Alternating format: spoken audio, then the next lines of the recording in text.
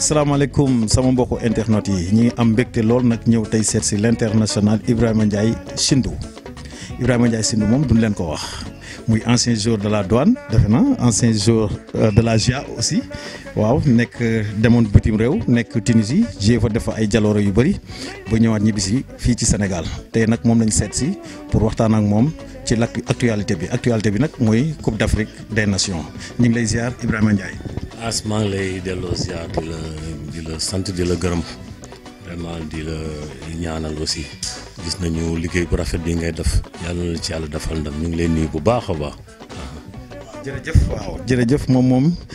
kàddu yi rafet moom ci yow la fekk baax parce que ku la xam-xam ni nit ku baax nga nit ku yaatu nga waaw loolu ñu am ci mbégte lool tey nag dañuy waxtaan ak moom ci Coupe d'Afrique bi parce que boo gisee Sénégal joué na 3 matchs tey jii nii ci Coupe d'Afrique bi tey nag ñu bëggoon la seet si bëgg a waxtaan ak yow pour laaj la nga def sa évaluation après 3 matchs yi lan nga gisee équipe nationale Sénégal. waaw comme nu ko ñëpp gisee rek As c'est vrai que après 3 premiers matchs yi mën naa wax ni on est sur notre fin. parce que fi ñu doon xaare équipe bi ba léegi gisewuñ ko foofu maanaam yaakaaroon ne équipe bi dinañu war bu ñëwee dina indi benn niveau boo xam ne wax dëgg yàlla d'autant plus que ça fait presque 2 ans moom la ñu classé première en Afrique donc voilà on est resté sur notre fin maanaam daal ci gàttal li ñu doon xaar ci équipe bi dëgg-dëgg gisaguñ ko mais bon ça peut s'expliquer par plusieurs raisons parce que aussi force est de reconnaître que ren Coupe d'Afrique bi dafa déroulé dans un contexte vraiment particulier ak kaawu Covid yeeg test yeeg machin déjà tout juste avant équipe bi dem rek am na ay jours yu positifs woon yoo xam ne ñu ngi woon dañ leen obligé bàyyi fii après par la suite la ñu rejoindre groupe bi donc mun naa wax ni ça peut s'expliquer par tous ces facteurs là ak bi ñu demee aussi test Covid yi donc par rapport ak loolu c'est vrai sur le plan jeu aussi équipe bi dafa am blocage là où ça bloque personne ne sait mais wax dëgg yàlla ba léegi on est resté sur notre fin waaw. d'accord gis nañ sa analyse boobu mais léegi tey jii nii yow tey d'après 3 matchs yi Ligue Sénégal football tey jii nii boo doon rectifier tey Sénégal équipe nationale bi lan ngay rectifier ci ñoom. bu ma doon rectifier mun naa lépp laay rectifier parce que en fait boo xoolee tey boo defee analyse yu 3 matchs yi. mun naa à part 1 ou 2 jours amul kenn koo xam ne jot na tirer épingle du jeu amul kenn sinon Cheikhou lañ fi doon gis de temps en temps Bouna mais de temps en temps moom it mu jaar un peu à côté donc man je trouve que comme ni ma lay wax sànq rek équipe bi quelque part dafa am blocage parce que du kenn si ñoom par rapport ak attente yi ñu doon xaar si ñoom du kenn si ñoom koo xam ne vraiment ci 3 matchs yi génn na il est sorti du lot amul pratiquement donc moo tax ma la tey bu ñu doon rectifier defe naa lépp la ñuy rectifier déjà sur le plan mental sur l'engagement la détermination parce que on sent que ba léegi aussi loolu dafa amul ci équipe bi moo tax ma ne la équipe bi dama yàpp ni dafa am blocage quelque part blocage bi fan la nekk on ne sait pas mais bon espérons que dina décanté wu. mais blocage bi léegi foofu nag laa bëggoon nga toj ko quoi tey jii nii comme nan nga bëggee comme dafa am blocage léegi bon dama bëggoon comme ci facteurs yi muy ci côté défense milieu attaque tey jii nii fan la blocage bi nekk. mais man si ligne yëpp que ça soit en défense xam nga même défense bi suñu match contre Guinée tu as vu il y a eu beaucoup d'hésitation au milieu aussi. taxul mu dox noonu parce que milieu relayeur yi ñu doon wax wala numéro 10 boo xam ne vraiment il alimente le jeu amu fa en attaque aussi boo xoolee sur l'ensemble des 3 matchs benn but la ñu dugal te c'est sur penalty donc moo tax ma ne la tey bu ñu doon defar secteur yëpp la ñu defaraat parce que bii tournoi bi commencé ba léegi amul benn secteur boo xam ne vraiment pour man avis personnel la pour man fonctionner na à 100%. donc ma ne moo tax ma ne c'est tout un ensemble équipe ci boobu moo am blocage donc blocage bi peut-être gars yi xëy na ñoo ma gën a xam Aliou mu ngi foofu ay collaborateurs am j'espère que dinañu jot a rectifier balaay les 8e de finale waaw. d'accord mais loolu tey jii nii comme équipe bu war a dem Coupe d'Afrique ensuite Sénégal nekk première équipe defe naa sur le plan africain waaw tey jii nii di dem Coupe d'Afrique est-ce que Sénégal warul woon mën a def ay matchs amicaux pour préparer équipe am comme sur le plan tactique mental parce que tey jii nii boo xoolee Coupe d'Afrique dafa am ay réalité boo xoolee sunu yenn internationaux yu bëri tey jii nii mën nañu wax ni xamuñu bon Coupe d'Afrique réalité bi waaw souvent da nga koy xool ñi ci bon ñi ko ci xam moom mooy ay Cheikhou Kouyaté boobu nga gis mu tey souvent gisoo ko chaque jour la ciy génn ci loo bi da ciy génn tey jii nii yow bon boo doon wax boo doon analyser loolu lan nga ma ci mën a wax. déjà li may njëkk a wax mooy les matchs amicaux léegi dafay xaw a jafe parce que aussi dafa am ay date FIFA par rapport ak avant nga xam ne peut-être joueurs yi daan nga leen mën a libérer ay 10 jours 2 semaines avant un tournoi mais léegi règlement yi moo changé donc ak date FIFA yi ci ngay obligé ku nekk si les profito di wut match amicaux parce que date FIFA yi pratiquement pour ñëpp lay nekk donc loolu moo tax ma ne la pour tey rassembler woon gars yi bien avant tournoi bi wut ay match amicaux ça pose problème ndax date FIFA yi dina règlement yi permettre leen loolu léegi ci date FIFA yi rek nga mën a wut ay match amicaux c'est plus comme avant beneen bi mooy effectivement en Afrique pour gagner Coupe d'Afrique il faut une autre mentalité Afrique comme on dit l'Afrique a ses mystères l'Afrique a ses réalités yàgg na am ay joueurs yoo xam ne dañu doon toj ay championnats européens mais bu ñu ñëwee Coupe d'Afrique ils ont des problèmes parce que Afrique tu as moins d'espace par rapport ak en Europe man souvent dama doon wax j'ai comme l'impression que Barça boobu championnat Espagne léeg-léeg tu as comme l'impression que benn équipe bu yoree bal beneen daf koy bàyyi mu développer parce que tellement que espace day yaatu largeur bi nga gis am terrain bi yëpp par contre Afrique loolu amu fi. espace yooyu nga am en Europe amu fii la ñu xamante donc comme je t'ai dit l'Afrique a ses mystères Coupe d'Afrique nag c'est vrai pour gagner ko statut premier en Afrique yooyu ay stat la rek c'est des statistiques te ñun statistiques yi daf ñuy permettre léeg-léeg ñu xaw a am benn idée ci équipe bi mais dafa am la réalité du terrain Afrique nag pour conquérir ko il va falloir puiser au fond de tes ressources waaw dafa am ay réalités équipe bi tey c'est vrai bari na ay binationaux contrairement ñun nga xam ne fii lañ doon jaar ci championnat bi c'est-à-dire match koñ ngay commencer grand kon petit nawetaan jaar championnat bi toj ko après dam donc déjà avant ngay dam da ngay xam li fi ne mais tey équipe boo xam ne pratiquement quart bi yëpp wala genn wàll yëpp ay binationaux la c'est-à-dire dafa am ay affaires yu loo xam ne da leen di échapper donc Afrique moom encore une fois pour gagner ko il va falloir puiser au fond de tes ressources engagement détermination dëgg la laaj pour nga décrocher Coupe d'Afrique mooy mental bi waaye. waaw li mu wax dégg ngeen ko ñoo ko déggandoo parce que Afrique dafa am ay réalités am waaw parce que tey jii nii mën nañu waxtaan ci loolu parce que dafa boo xoolee seen jamono bi ngeen di jouer di préparer ay Coupe d'Afrique defe naa am na benn méthode boo xam ne comme li nga doon wax xëy na méthode boobu suñ ko indiwaatoon tey dina arranger équipe nationale Sénégal maanaam méthode bi maanaam moom mooy comme li nga wax date FIFA yeeg yooyu mais loolu defe naa pour man waroon nañ am benn raccourci bi mënoon nañ ko defee fii ci Sénégal parce que tey jii nii su ma doon wax tey jii nii Aliou Cissé di ko wax ci raccourci boobu mooy mu fexe mu am benn équipe nationale à prime bu nekk fii ci Sénégal waaw bu boobaa dina mën di def ay match de préparation mooy équipe nationale ak prime ak ay espoir parce que suñuy def dina permettre tamit fii suñu championnat Sénégal joueurs yi gën a am envie gën a kii daal. justement Asman je te rejoins ci kii boobu effectivement il faut ñu promouvoir championnat Sénégal bi waaw gis nga li nga expliqué nii effectivement avec Claude Leroy ça s'est passé comme ça Claude basam bitim réew loon et puis à l'époque grand yi Sénéf lañ doon wooye je me souviens ay Sénégalais de France mais Claude il avait su créer benn équipe fii ñun am na ay match yoo xam ne man je me souviens Sénégal Servette de Genève c'était le premier match de Souleymane Sané Pape Claude Leroy Sané ñu door Servette de Genève fii 2-0 et jour boobu il était le seul professionnel boobu ñun génnaguñu Sénégal donc Claude moom effectivement même bu fekkee base mu ngi woon si biti mais fii il a su préparer une équipe boo xam ne compétitive di wut ay matchs amicaux nag man je me souviens en 89 Sénégal Tunisie boobu génnaguma Cheikh Seck génnagul Adama Cissé génnagul Lamine Sagna génnagul et pourtant match boobu ñun on était les 4 joueurs locaux les 7 autres ay Sénéf la ñu woon muy man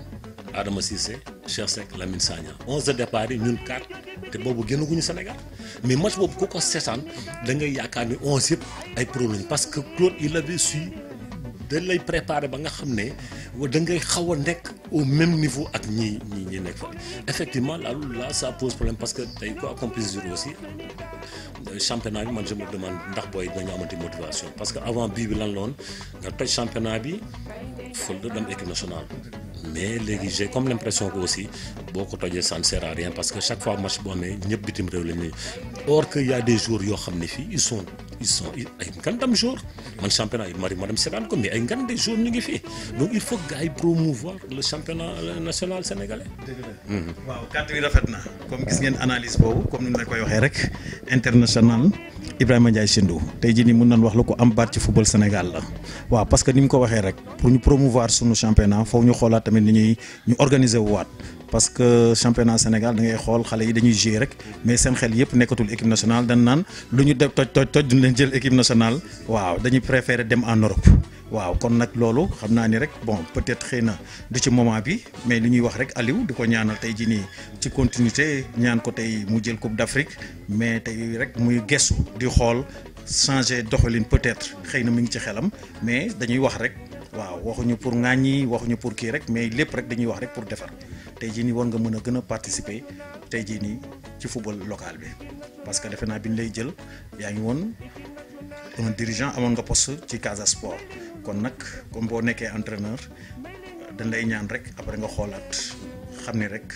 yow yaa war a gën a promouvoir le championnat Sénégal mooy football local bi waaw amul problème loolu moom xam naa ni mi ngi sa xel ñu ngi lay ñaanal rek nga jël Coupe d'Afrique bi mais léegi dañuy ñëw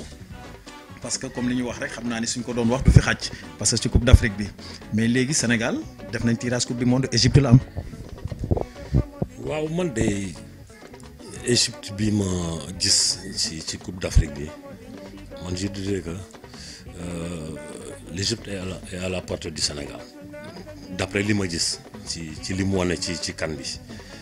as mun naa wax ni meilleure équipe d'Afrique la ñu am engagement détermination bi ñu xaar ci boy moo ñu manqué mais tey nga xool équipe Sénégal poste par poste ligne par poste valeur intrinsèque joueurs yi équipe naru mun a taxaw suñu kanam wax dëgg yàlla vu ñuy composé équipe nationale du Sénégal donc gëm naa ni am na yoo xam ne bu ñu ko dafee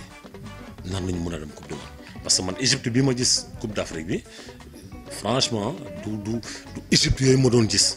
waaw du Égypte yooyu noonu léegi nag ça se joue sur un match c'est sur 2 matchs aller-retour la donc tout est possible parce que quoi qu'on puisse dire oui qualification coupe du monde la loolu moom nag je crois nar na mën a jaral booy yi lu ne quoi. Et puis pour revenir un peu tamit ci Coupe d'Afrique bi comme ma doon wax sànq rek c'est vrai que on est resté toujours sur notre faim ba léegi fu ñu doon xaar équipe bi gisaguñu mais je pense que ak qualification 8e bi là c'est beneen tournoi mooy commencé beneen tournoi mooy ñëwaat je crois que booy yi dinañu conscient ci loolu par rapport ak attentes yi peuple sénégalais bi am si ñoom justement je pense que dina am benn réaction d'orgueil bi ñuy xaar si ñoom boo xam ne vraiment dinañu ko indil et puis delloo équipe bi fu mu nekkaatoon quoi waaw amiin comme ñoom ils sont conscients parce que xam naa loolu booy yi ils sont conscients xam ni rek war nañ xoolaat seen engagement parce que surtout rek suñuy wax souvent dañuy wax sur le plan mental kon nag loolu moom xam naa ni mi ngi seen xel te xam nañ ni di ngeen indi beneen visage ci 8e de finale yi parce que 8e de finale yi beneen enjeu la waaw parce que du championnat waaw parce que dóor toog la waaw dóor toog moom defe naa mentalement da nga war a taxaw waaw léegi nag bon message bi ngay kii rek avant may ñëw sax ci message bi tey jii nii soo ma doon wax d'après les 3 matchs yu ñu joué ban jour moo nga gën a xam ne mi ngi ci Coupe d'Afrique am. mais sans hésiter Cheikhou laay wax man de moom a gën a jox satisfaction waaw honnêtement côté sénégalais man moom a gën a jox c'est une satisfaction même Bouna sax je l'attendais beaucoup plus mais waaw pour man voilà mu ngi def ci yom mais daal Cheikhou daal man moom a gën a jox parce que c'est vrai que Cheikhou am na benn membre boo xam ne pratiquement ñu ngi ko doon suul mais là on revient on voit que ni dafa mel ni ku ressuscité wu donc man personnellement man moom a gën a jox satisfaction donc vraiment di ñaax ñëpp di leen wax ni vraiment yaakaar bu rëy la ñu am si ñoom te ils ont la possibilité aussi de gagner coupe bi mais comme je disais sànq rek il faut beaucoup d'engagement beaucoup de détermination waaw. dëgg la beaucoup d'engagement beaucoup de détermination waaw comme li mu wax rek nee na Cheikhou Kouyaté waaw booy xar yàlla la nag quoi waaw parce que mental boobu mu yore dañu bëgg rek mu jéem ko véhiculer ci sunu biir nationaux yi xam naa bu demee ci ñoom rek waaw ak loolu rek defe naa ni kii bi quoi comme seen visage bi ñu wane dina gaaw a changer bu ñu indaat benn bi nga xam ne dina gën a dalal xelu sénégalais yi waaw loolu moom am nañ ci yaakaar waaw dañuy rafet parce que xam nga rek Coupe d'Afrique poule la championnat la waaw mais comme génn nga ci benn première étape bi deuxième étape bi rek dañuy ñaan rek gars yi gën a xam ni bu baax fi ñu leen di xaar daal waneguñu li nga xam ne dal na xelu sénégalais yi waaw léegi nag dama bëggoon rek ñu tëj kii bi émission bi rek nga def benn message boo xam ne tey jii nii véhiculer ko mooy ci sénégalais yi ci supporters yi ñu am waaw mi ngi noonu ak ci joueurs yeeg yëpp rek bon message de Ibrahima Ndiaye l'international. waaw di ñaan ñëpp rek ñu kon ne jàppale équipe bi parce que rien n'est encore perdu aussi c'est vrai que on a des craintes par rapport ak li ñuy gis par rapport ak fi ñu yaakaaroon ne équipe bi ba phase de poule loolu ñëpp jotuñu ñu ko wan mais ñu am yaakaar rek ni xëy na à partir de huitième beneen équipe Sénégal la ñuy gis ñaan joueurs yi aussi vraiment ñu xam vraiment ce que représente les couleurs nationales waaw moom souvent je disais que amul lu gën a excitant sol sa maillot équipe nationale sa maillot réew souvent sax bu ñu tëgg hymne national tu as les larmes aux yeux waaw donc ñu xam tolluwaayu liñ leen dénk te gëm naa ni ils sont conscients ñaanal leen rek ñëpp jàppale équipe bi vraiment yàlla may ñu ndam parce que coupe bi soxla nañ ko yàgg nañ ko xaar ñaan yàlla vraiment ak génération bi mu nekk la bonne donte ko ba léegi gisaguñu lu leer daal mais am nañu yaakaar parce que comme lu may wax rek à partir de huitième man gëm naa ni beneen coupe d'Afrique mooy commencé waat beneen tournoi mooy commencé waat. parce que man li ma gis dama gis Sénégal am chance parce que tey jii nii comme li ngay wax muy premier match di deuxième match di troisième match yëpp boo xoolee équipe bi ni mu doon joué wu ko mais pay la génn ci poulam waaw chance boobu nag damay ñaan yàlla rek mu topp ñu. amiin amiin allahumma amiin waaye comme tu dis waaw c'est vrai que gars yi xam nga voilà xam nga sénégalais moom moo xër. waaw bien vrai que même premier bi ñenn ñi ngi wax ay 5 points 1 but marqué nga génn jël pay xam nga mais c'est le football ay affaire yu am la gis nga am na ay jamono coupe du monde Allemagne. noonu la doon def Allemagne dafa doon ñëw ay phase de poule gars yi ne équipe Allemagne bi daal du dem fenn équipe bi ñii ren du ñu génn muy sox plus tournoi bi tam équipe bi gën a taxaw donc football la tout peut arriver ñaan yàlla rek vraiment comme ni ma rek attente yi ñu am daal ci gars yi vraiment gars yi réaliser ko yàlla may ñu ndam ce sera pas facile nag parce que Coupe d'Afrique moom ay xeex la il faut nga xeex dëgg comme lu ma sànq rek l'Afrique a ses réalités waaw. jërëjëf Ibrahima Ndiaye Chindou ñu ngi lay ziar bu wér di am mbégte lool nag ci dalal bi ñu dalal fii ci sa kër fii ci Liberté 5 waaw sama kër la waaw daanaka dëkkandoo lañ waaw sorante wuñu waaw ñu ngi ci am mbégte lool nag waaw parce que lii la rek quoi waaw anciens internationaux yi dañu bëgg rek ñuy gën a jege seen équipe nationale xam ni rek amal nañ leen njëriñ parce que expérience bi mi ngi fii kon nag dañuy ñaanal équipe nationale bi comme ni mu ko waxee rek waaw ñu jël Coupe d'Afrique bi ndax ñoom ñi nga xam ni muy ñooñu ci jiitu ñun ñuy ñëw ñun ñëpp amuñu Coupe d'Afrique ñi ngi am regret te bu dee talent rek mi ngi fi woon kon nag macha allah yéen nag bu ñu dee talent moom da ngeen ci bërile ba nekk numéro 1 Afrique kon nag dañu bëgg rek ngeen gën a góorgóorlu ndax ñëpp li ñuy wax rek dañ naan sur le plan mental engagement yooyu yëpp waaw dañ leen di ñaan rek loolu ngeen jéem koo def rek boo leen ko defee moom xam naa ni suñu borom dina def tawfeex waaw di leen wax ni rek internautes yi rek moom dañuy demaat ci beneen international waaw di leen wax ni rek émission bi pour Coupe d'Afrique bi la woon dañu bëggoon jaar ci équipe ci internationaux yëpp ku nekk jox ci sa avis ku nekk def ñaan rek ñaan yàlla suñu borom may ñu Coupe d'Afrique di leen wax rek dañ leen di jox dig daje ci beneen émission As Minutes Sport merci jërëjëf.